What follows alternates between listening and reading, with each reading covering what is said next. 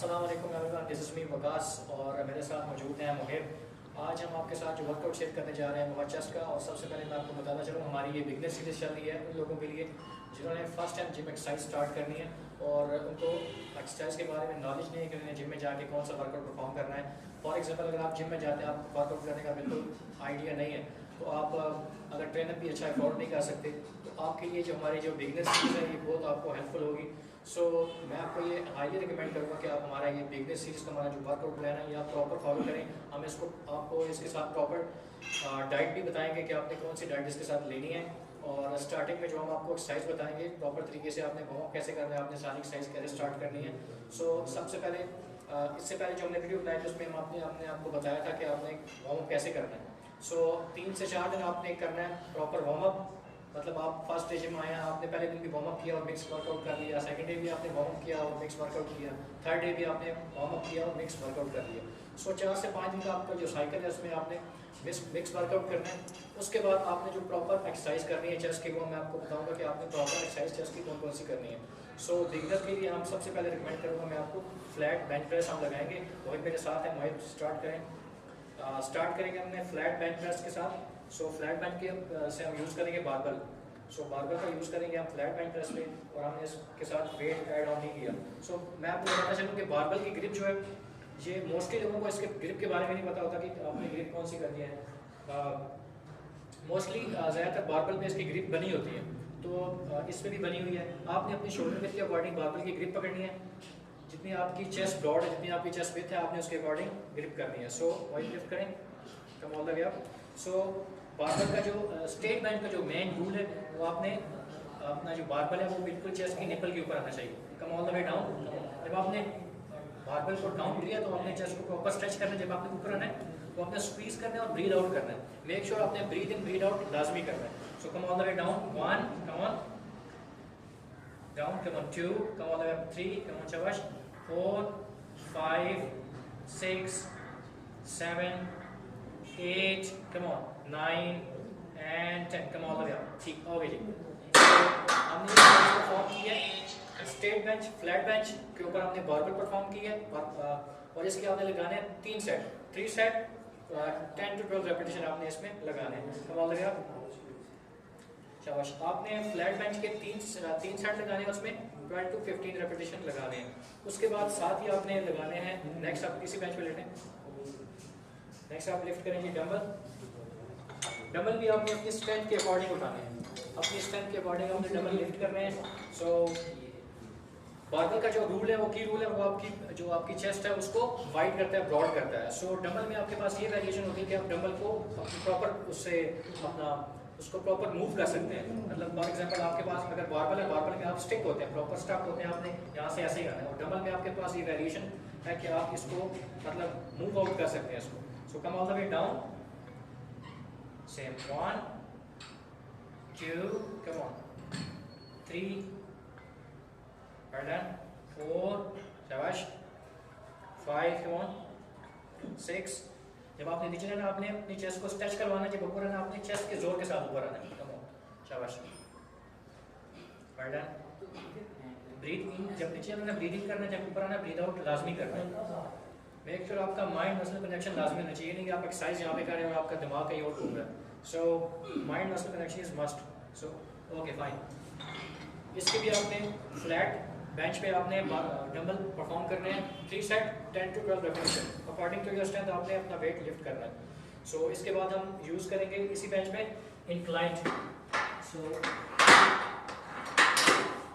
Inclined bench इसी को हमने बना लिया है और यही बारबल हम इस पर यूज़ करेंगे। सो मोहित आ जाए। सो स्टार्ट करें उसी तरह, आपने शोल्डर विड्थ के अकॉर्डिंग अपनी ग्रिप पकड़नी है। और जो हमने फ्लैट बेंच पे बारबल परफॉर्म की थी, वो हमने रॉड हमने निपल के ऊपर लाया था।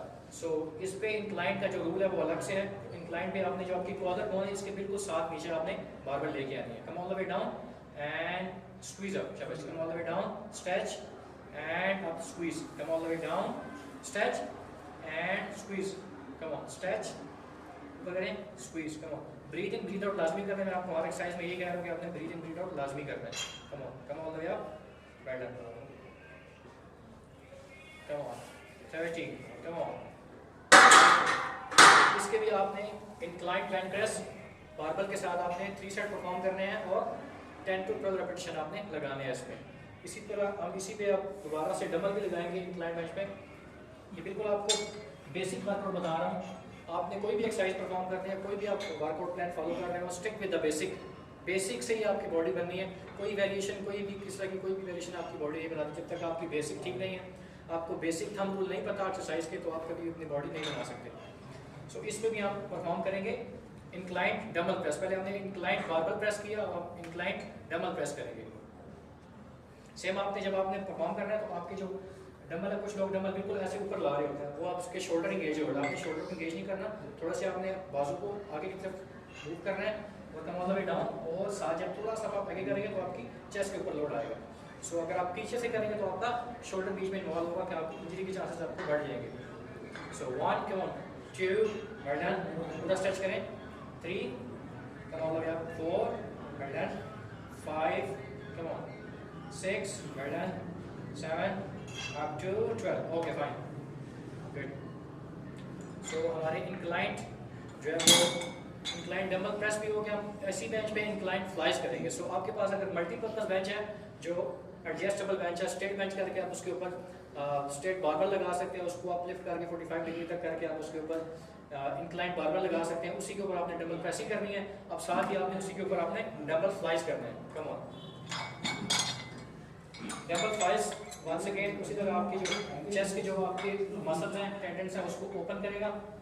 कम ऑन, जब आपने मेक श्योर ये करना है कि जब आप फ्लाइज लगाते हैं तो आपके पूरे बाजू जो है ऐसे ओपन, आपने ऐसे नहीं करने। अगर आप ऐसे ओपन करेंगे तो चांसेस हैं कि आपको शोल्डर की इंजरी हो सकती है, आपकी जो बाइसेप का मसल है उसमें भी इंजरी के चांसेस बढ़ जाते हैं। सो आपने जब आपने स्ट्रेच करना है तो आपके बाजू में थोड़ा सा बेंड होना चाहिए, आपकी फोर आर्म में थोड़ा सा बेंड होना चाहिए। Come on, come all the way down, stretch and squeeze. Come on, 1, come on, 2, well done,